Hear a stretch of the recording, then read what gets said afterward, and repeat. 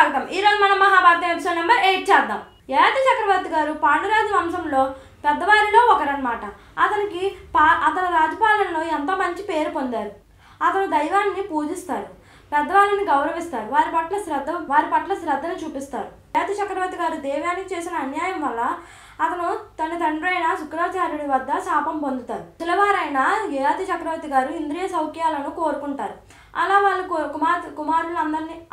కుమారులందరినీ పిలిచి వాళ్ళని అడుగుతారనమాట। ఏమని?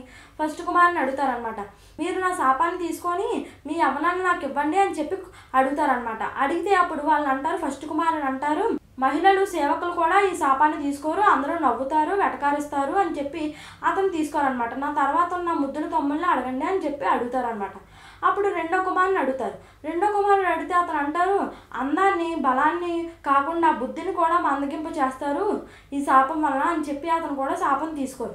ఇద్దరు తీసుకోవడం వల్ల అతను చాలా బాధ కలుగుతుంది అనమాట। ఇద్దరు కుమారులు తీసుకోకపోవడం వల్ల అతనికి చాలా బాధ కలుగుతుంది। అప్పుడు ఆస్తో మూడో కుమారుని కూడా అడుగుతారనమాట। మూడో కుమారుడు అంటారు, ముసలివారు గుర్రపు స్వారీ చేయలేరు, అలాగే ఏనుగు స్వారీ చేయలేరు, వాళ్ళ మాటలు తడబాటుగా ఉంటాయి అని చెప్పి అతను కూడా శాపాన్ని అంగీకరించరనమాట, తీసుకోరనమాట।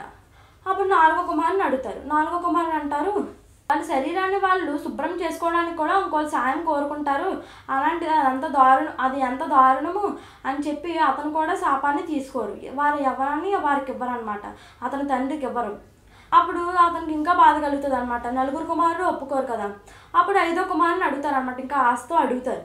అప్పుడు మీరు ఏమని అడుగుతారు, నా శాపాన్ని మీరు తీసుకోండి, మీ యవ్వనాన్ని నాకు ఇవ్వండి అని చెప్పి అడిగితే అప్పుడు ఐదో కుమారుడైన పురు అతను ఒప్పుకుంటారనమాట। ఒప్పుకొని అంగీకరించి అతను ఏం చెప్తారంటే, ఈ శాపం ఎవరు తీసుకుంటారో వాళ్ళకి రాజ్యాన్ని పాలన చేసుకోవడానికి అవకాశం ఉంటుంది, వాళ్ళు తీసుకోవచ్చు అని చెప్పి అంటారనమాట।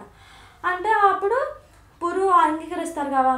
పురు అంగీకరించడం వల్ల అతను ఆ రాజ్యాన్ని తీసుకుంటారు, రాజ్యాన్ని పరిపాలన